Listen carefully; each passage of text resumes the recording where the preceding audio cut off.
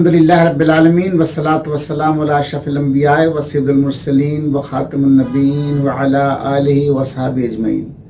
معزز ناظرین کرام، اللہ جل شانہ نے مسلمانوں پر جو عنایات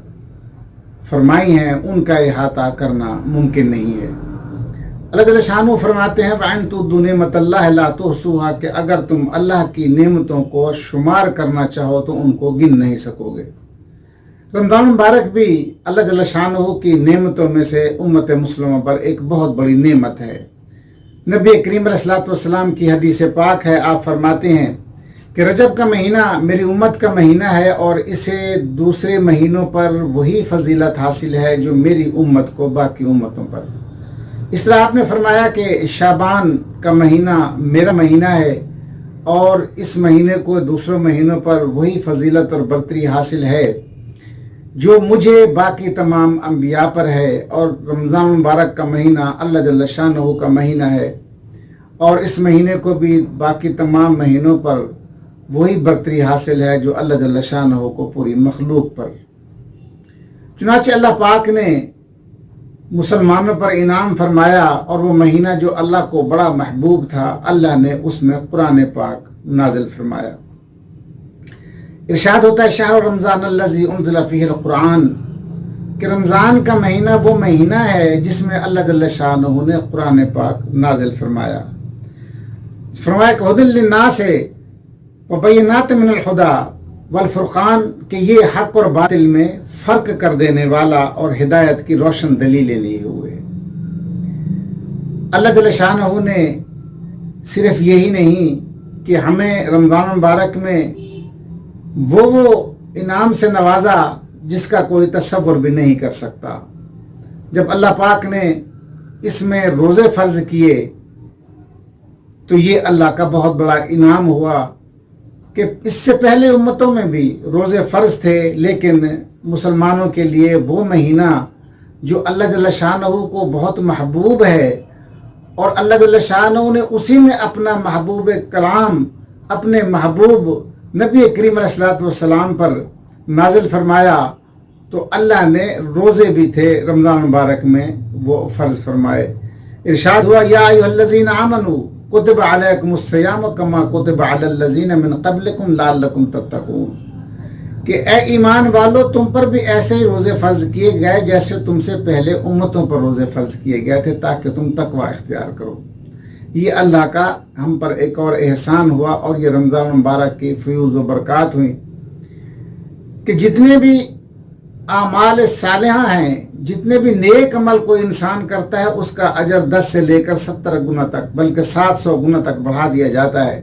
لیکن روزہ وہ واحد عمل ہے جس کے بارے میں اللہ جل شانہ فرماتے ہیں کہ اس کا اجر و ثواب میں خود عطا فرماؤں گا۔ اب پھر قرآن پاک نے صرف حق و باطل میں تفریق زبانی طور پر نہیں بتائی، نہ ہی لفظی طور پر بتائی، بلکہ عملی طور پر اللہ جل شانہ نے رمضان مبارک کے مہینے ہی میں حق اور باطل میں تفریق کر کے دکھا دی کہ سن 2 ہجری میں 2 گھوڑے اور 70 اونٹوں کے ساتھ تلواروں اور ڈھالوں کے بجائے کھجور کی چھڑیاں لیے ہوئے نہتے مسلمان جب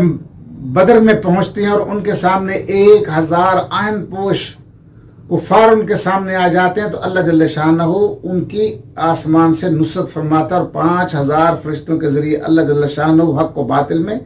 فرق پیدا کر دیتا ہے۔ اور وہ مارکہ بدر جو ملت اسلامیہ کی سب سے پہلی پنیری تھی کہ سرکار دو عالم صلی اللہ علیہ وسلم سجدہ ریز ہو کر آپ کا چہرہ انور آنسوؤں سے تر ہے اور لبوں پر تھا کہ اے پروردگار اگر آج یہ مٹھی بھر لوگ ختم ہو گئے، آج یہ مسلمان ختم ہو گئے تو پھر قیامت تک تیرا نام لیوا کوئی نہیں ہوگا۔ پھر اللہ پاک نے آسمان سے نصرت اتاری، وَلَقَدْ نَصَرَكُمُ اللَّهُ بِبَدْرٍ وَأَنْتُمْ أَذِلَّةٌ، کہ اللہ نے جب تم کمزور تھے تو تمہارے لیے اللہ جل شانہ نے بدر میں تمہیں نصرت عطا فرمائی، اور وہ نصرت مسلمانوں کی سب سے پہلی نصرت ہمیشہ ہمیشہ کے لیے مسلمانوں کی کامیابی بن گئی۔ وہ 17 رمضان مبارک کا دن تھا۔ پھر 20 رمضان مبارک کو اللہ جل شانہ نے پھر احسان فرمایا کہ مکہ معظمہ کی وادیوں میں سرکار دو عالم صلی اللہ علیہ وسلم راتوں کو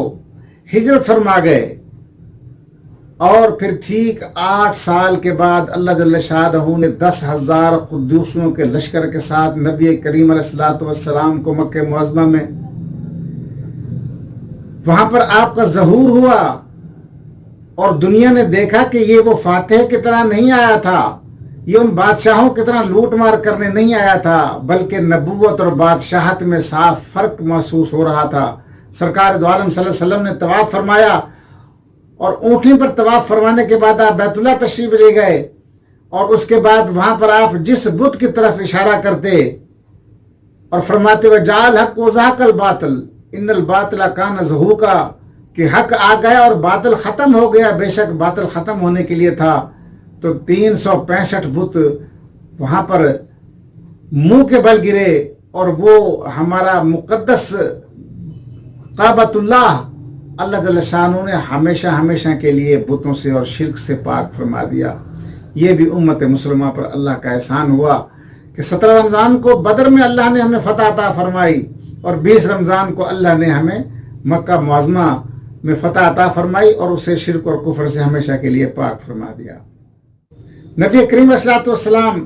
4 انبیاء علیہ السلام کا ذکر کر رہے تھے، جس میں حضرت ایوب،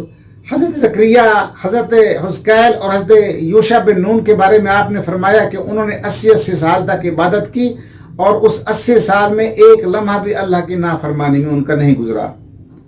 تو صحابہ کرام اس پر بڑے حیران ہو رہے تھے کہ جناب جبریل امین تشریف لائے اور کہا یا رسول اللہ صلی اللہ علیہ وسلم، آپ اور آپ کے صحابہ اس پر حیران ہو رہے ہیں، لیکن اللہ نے آپ کو اس سے زیادہ عطا فرمایا ہے، کہ اللہ نے آپ کو لیلۃ القدر عطا فرمائی ہے۔ پھر انہوں نے سورۃ القدر کی تلاوت فرمائی، اور فرمایا کہ لیلۃ القدر خیر من الف شہر، کہ لیلۃ القدر جو ہے 1000 مہینوں کی عبادت سے بھی بہتر ہے۔ یعنی صحابہ کرام اس سے پریشان تھے کہ بعض انبیاء کی امتوں کی عمر 900 سال، بعض کے امتیوں کی عمر 1100 سال، اور اگر وہ اتنا عرصہ عبادت کریں تو مسلمان ان کا ہمسری اور ان کا مقابلہ عبادت کے وقت میں نہیں کر سکتے تھے۔ چنانچہ اللہ جل شانہ نے ایک رات کی فضیلت ان کو 83 سالوں کے برابر دے دی، اور اگر کوئی مسلمان ہر رمضان مبارک میں آخری عشرے میں محنت کر کے جاگ لیتا ہے تو اللہ جل شانہ اگر اس کے 10 راتیں اس کو ملتی ہیں تو اس کی عبادت 803 سال بنتی، 30 سال بنتی، اور اگر وہ 20 راتیں اس کو مل جاتی ہیں تو اس کو 1660 سال کی عبادت، اور کوئی امت یا اس کا امتی عبادات کے وقت میں مسلمانوں کا مقابلہ نہیں کر سکتا۔ یہ اس پر انعام ہوا۔ اس کے بعد پھر رمضان مبارک کے آخر میں ہمیں عطا کی گئی جو ہمارے لیے خوشی اور مسرت کا سامان ہے۔ تو یہ اللہ جل شانہ نے ہم پر رمضان مبارک میں انعام فرمایا۔ اللہ نے ہمیں قرآن پاک کی نعمت رمضان مبارک میں عطا فرمائی، اللہ نے ہمیں روزے عطا فرمائے، اللہ نے ہمیں بدر میں نصرت عطا فرمائی، اللہ نے ہمیں مکے میں نصرت عطا فرمائی۔ اور مجھے یہ کہتے ہوئے بے پناہ خوشی ہوتی ہے کہ ہمارا یہ وطن عزیز پاکستان اللہ نے ہمیں رمضان مبارک میں تحفے کے طور پر دیا۔ اور دنیا میں 2 مملکتیں ایسی ہیں جو اسلام کے نام پر قائم ہوئی ہیں، 2 مملکتیں ایسی ہیں جو دین کے نام پر قائم ہوئی ہیں، یا ریاست مدینہ قائم ہوئی تھی یا ریاست پاکستان قائم ہوئی ہے۔ اب یہ ہمارا فرض بنتا ہے کہ اپنے اس ملک کی حفاظت کریں، اسلام کی حفاظت کریں، اللہ اور اس کے رسول کے بتائے ہوئے طریقوں کے مطابق زندگی بسر کریں۔ انشاءاللہ ہم سے اللہ بھی راضی ہوگا اور اس کا رسول بھی راضی ہوگا، اور اللہ پاک ہمارے اس وطن عزیز کو تا قیامت سلامت رکھے۔ وما علینا الا البلاغ۔